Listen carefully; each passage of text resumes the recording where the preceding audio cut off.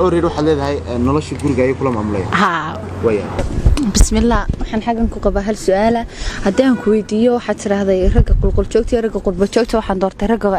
qurba joogta kadib hadaan ku raahdo ragga qulqul joogti waxay kaga fiican yihiin ragga qurba joogta waxay kaga fiican ragga qulqul joogta balma yar sifay xagan oo kala saar waxay kaga fiican yihiin kuwani xagan jooga ciyalka xitaa iskuulka ma geeyaan kuwan qurba joogta ciyalka iskuulka geenayaan way ku caawinayaan way kula shaqaynayaan noloshii bay wax badan ka fahmayaan waayo kali noolaasha ku soo qaateen kuwan reerkooda caawinaya oo garab taagna wax kasta loo qabanayay marka wax badan baan garanay kuwan halkan jooga bismillaah horta tan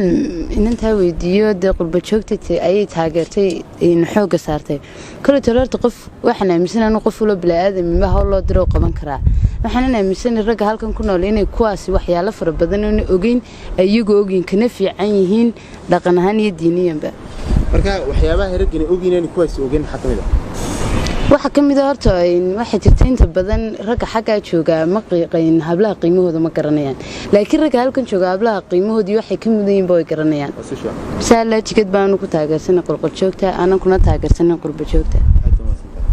in aan horta taageersanay ragga qurba joogta in sababtoo ah in imaka raggan qurba dalka jooga ma fahmayaan nolosha xaaskiisa ma fahmayo lixdaas ka baxay subaxnimo lixda habeenimo soo yeynay amaba in waqti ka dambeeya in mana oga xafadiisii wuxuu kaga tagay saadarteed waxaan u qabaa in ragga dibadu ka wanaagsan yihiin marka waxa leedahay ragga qurba joogta guriyaha fadhiyaan ma baxaan iyagu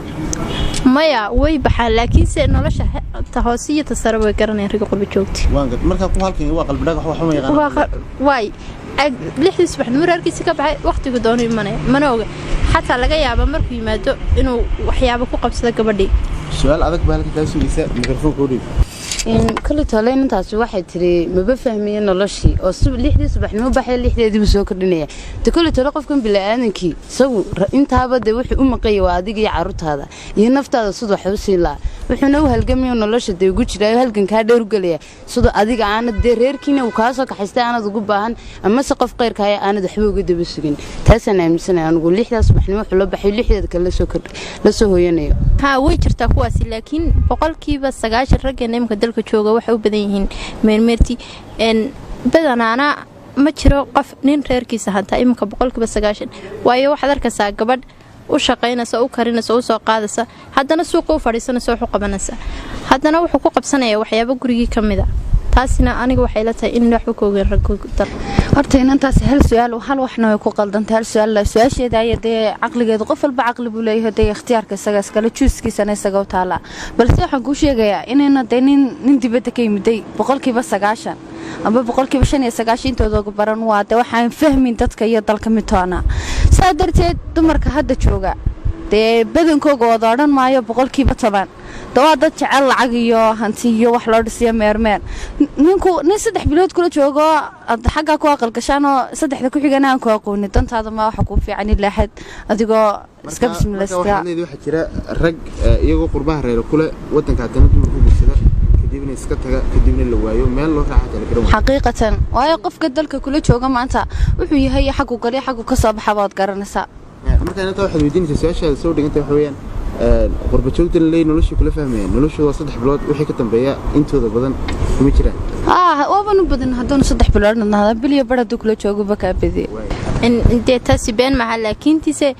qurba joogta waa qolqol joogtay oo shaqo tagtay oo naftooda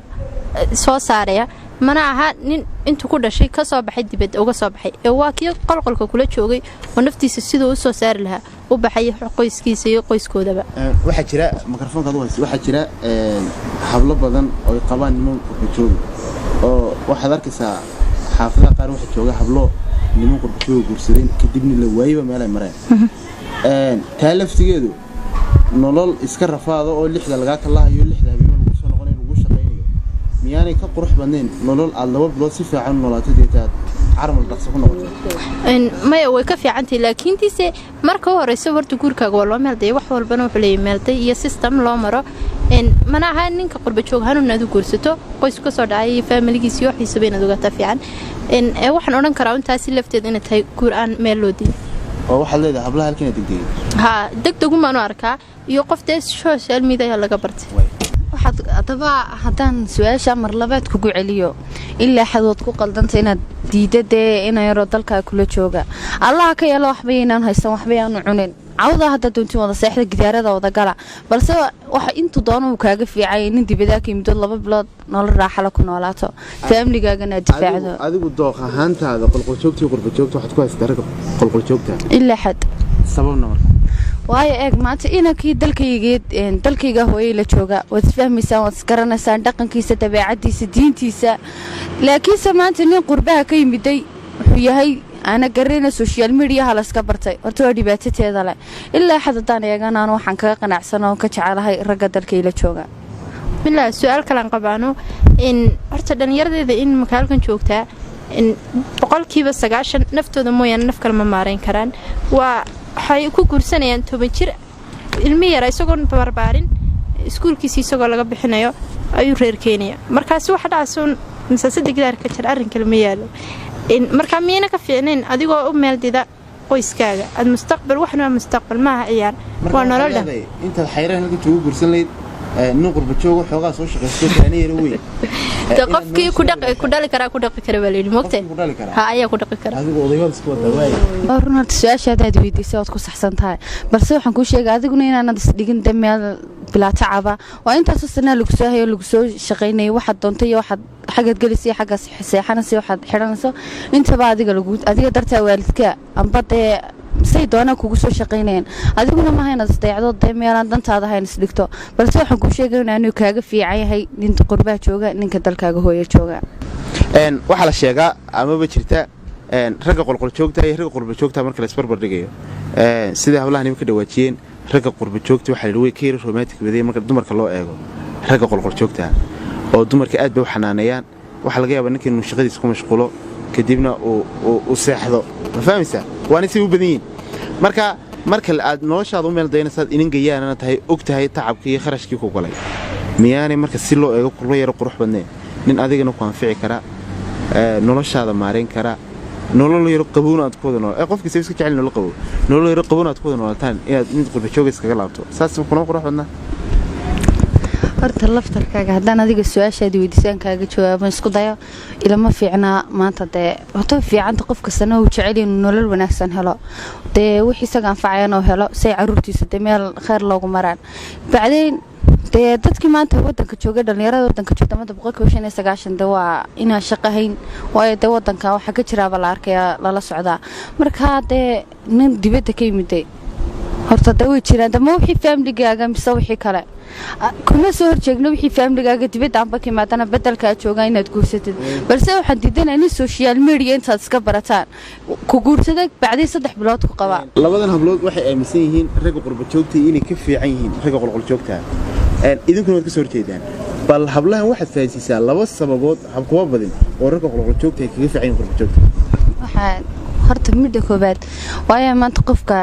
qolqol joogteeda isku daltiin waad garanaysaa dee yacni inaad barasho badan waad isku leedihiin laakiinse dee qofka qurba joogta ma taqaanid xagu galo xagu ka soo baxo dhowr habeen baad rantifu wada baxaysaan markaa qofka aad baa isku dhexgelayaa noloshii baa isla fahmayaa qofka waad garanaysaan laakiin qofka mar iyo laba telefoon baa laga wada hadlaya markii dib la isku sameeyo xaqiiqata oo meesha jirtaa taas taalaan ta labaad qofkii maanta waabad isguursateen ilaahay dee qof walba wixii calafkiisa baa qoran waad isguursateen bacdeen markaad isguursateen qofkan ma ogid inuu reer leeyahay inaanu reer lahayn laakiin qofkii dalka kula jooga ood garanaysaa xagu kasoo baxay xagu galayba marka waxaad leedahay ragga qurba joogta intooda badan waxa lagu xantaa inay halkaan 3 joogaan halkan mid joogto xaqiiqata oo jirtay imka dhalinyarada imkuna ku bismillah horta in ragga diinteena islaamku 4 dumar oo banaysay haduu mid qaba iyo haduu laba qabana dee qofkii ku qanacsan uu raacaya uu dooranaya wax walbana waa choice qasab ma jiro in social media-na marka dadkeena halkan jooga badankooda waa iska bartaan oo wax iskuursadaa bisaas u badan yihiin laakiin tise anu kama soo horjeedo in dadka social media iska guursanay laakiin waxa jira inamadii dee aad garanayso family-gaaga oo qurbaha jooga laakiin kama soo horjeedaan kuwa meesha family marka laga yimaado hawsha in halkaana dhowr xabad joogaan halkana adigu aad joogto adigu raalli ma ka tahay adoo dad ku qanacsan torta xulbo choice arka adoo dad ku qanacsan tahay dib wax problem ma jiro dumarku inta ugu badan dumarka waxa dhinacan laga marin waa dhanka la guursiga iyo hawlaha adigana sidaan hadalkaaga ka dhanansanayo qurba joog marka sheekadu noqoto adiguna xataa afraad noqoto saafilaya maya ma dalka jooga ama dibadda jooga ninku laakiin wax waliba horta waa choice qofkuna wuxuu rabo idinkuma hortaagi karto marka hadduu afar qabo iyo hadduu laba qabo dad ku qanacsantahay waa qasab marka waxa leeyahay waa sax qurba joogta xasan qofku hadduu horta adiga naftaada uu kaafiyi karayo ama dee laba qabo ma wuxuu doonayaa qabo waa okay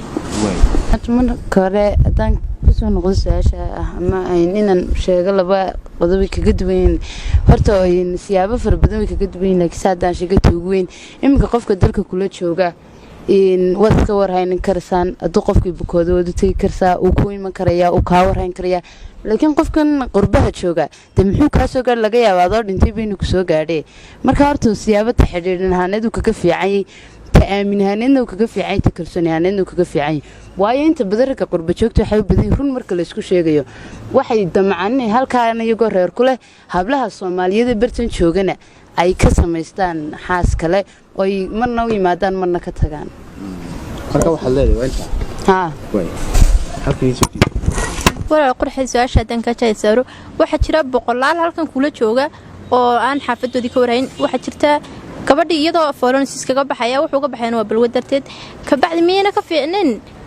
ka halka joogay markasta kula hadlaya waxa jira isla joogista qaarkeed